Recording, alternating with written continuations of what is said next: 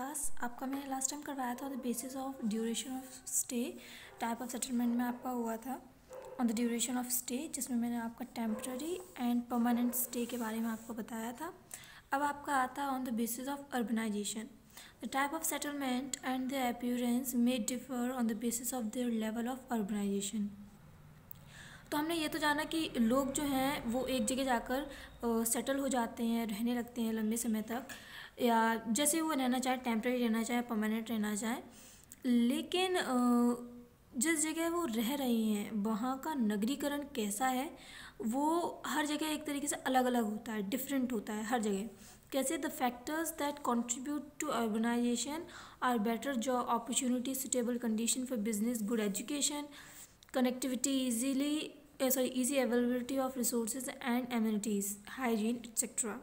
तो एक जहाँ पे अर्बनाइजेशन होगा, जहाँ पर नगरीकरण होगा, वहाँ पे आपको बहुत सी चीज़ें मिल जाएंगी। जैसे आप कह सकते हैं वो जगह जहाँ पर आपको जॉब अपॉर्चुनिटी मिले, आपको नौकरी मिल जाए, बिज़नेस करने के लिए कंडीशंस अच्छी हों, गुड एजुकेशन हो, कनेक्टिविटी हो, गुड एजुकेशन कनेक्ट, इसके साथ साथ इजी अवेलेबिलिटी ऑफ रिसोर्सेज हो, मतलब जो भी आपको ज़रूरत की चीज़ें चाहिए हैं वो आपको आसानी से मिल सकें, सफाई वगैरह हो।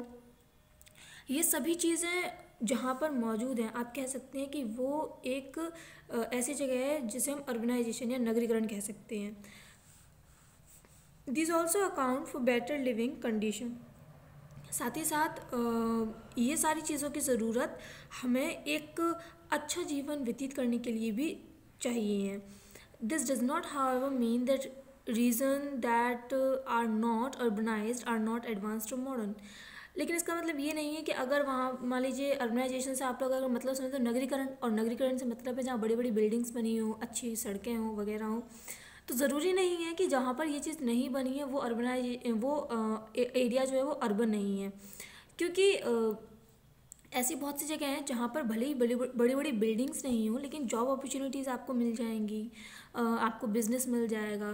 तो इसमें सिर्फ इतना ही कहा गया है कि they mean that region that are not urbanised are not advanced और मॉडर्न। मतलब जो जगह अर्बनाइज्ड नहीं है, जो जगह आप कह सकते हैं जिनका नगरीकरण नहीं हुआ, ऐसा नहीं है कि वो बहुत ज़्यादा पिछड़ी हुई हैं, उनमें भी नई टेक्नोलॉजी है, एजुकेशन है, आज का जो समय है, जो हम चीज़ें काम करते हैं वो वहाँ पे भी किए जाते हैं। हाँ, मगर हमसे थोड़ा कम होगा।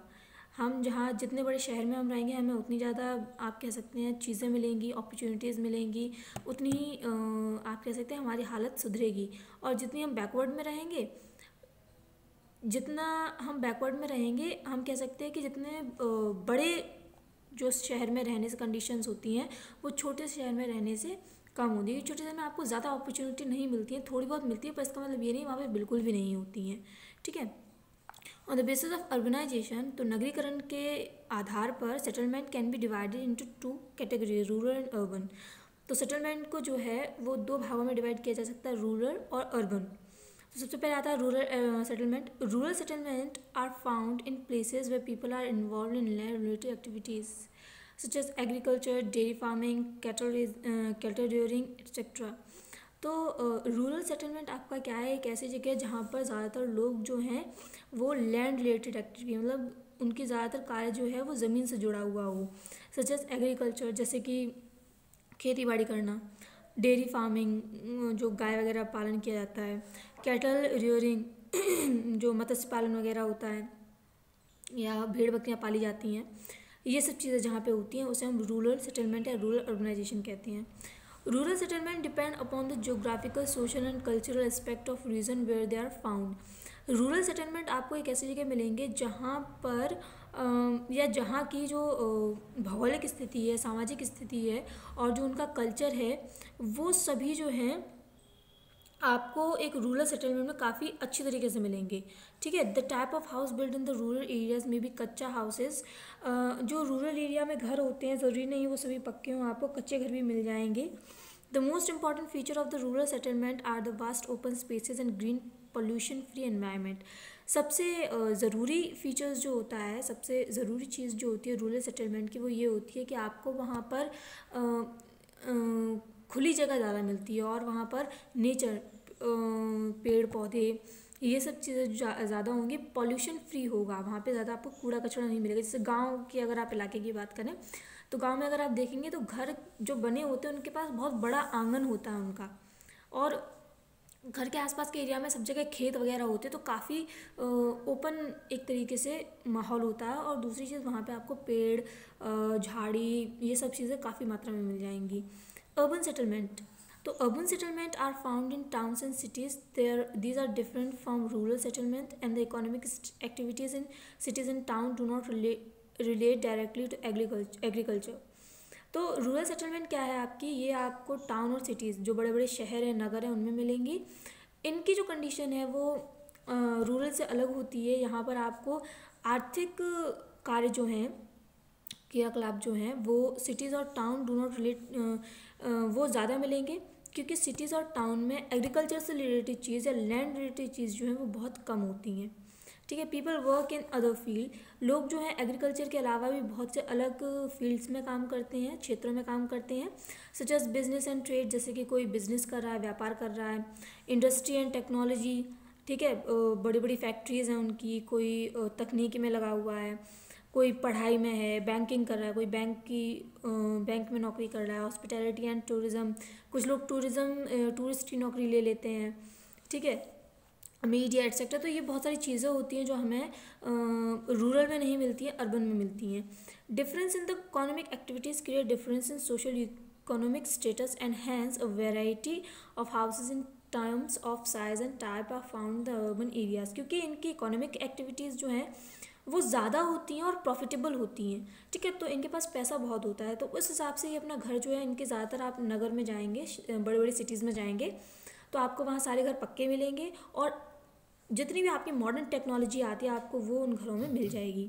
ठीक है, some other factors which play a controlling role in the establishment of urban settlement are availability of resources, location and infrastructure. सबसे ज़रूरी चीज़ क्या है, यहाँ पर आपको रिसोर्सेज बहुत आसानी से मिल जाते हैं, आपको अपनी ज़रूरत की चीज़ें ढूंढने के लिए बहुत मेहनत नहीं करनी पड़ती, आपको आसानी से वो चीज़ें प्राप्त हो जाती हैं। ठीक है, for example most trading centres such as Mumbai, Kandla, Mangalore, तो बहुत से अगर आप देखेंगे जहाँ सबसे ज़्यादा आप कह सकते हैं जहाँ इकोनॉमिक कंडीशन सबसे अच्छी है, तो वो आपकी महाराष्ट्र में हो गया, मुंबई हो गया, आपका केरला हो गया, मैंगलोर हो गया, ये भी आपका इंडिया में ही है। इन सभी जगहों पर आपको जो है जो अर्बन सेटलमेंट बहुत ज़्यादा मिलेगा, और साथ ही साथ इनके जो रिसोर्सेज लोकेशंस हैं वो भी बहुत अच्छे मिलेंगे, इनकी सोशल एक्टिविटीज़ भी अच्छी होंगी, और इनकी जो इकोनॉमिक कंडीशन है वो भी अच्छी होगी। On the basis of pattern, ये आपका नेक्स्ट है, on the basis of pattern. ना this is an interesting level of classification of settlement. ये आप कह सकते हैं ये सबसे अलग और सबसे अनोखा एक भाग है सेटलमेंट का। Here settlement type are classified in the basis of their shape, size and density। अब ये तो मैंने आपको इसमें बताया कि शहरों में, नगरों में, गाँव में लोग कैसे रहते हैं। इसमें आपको ये बताया जाएगा कि लोग जो हैं वो किस बेसिस पर, मतलब एक जगह की कंडीशन के हिसाब से किस तरह जनसंख्या रहती है। Irrespective of urbanization and mobility, these settlement can be seen anywhere in the world, whether in rural and urban areas।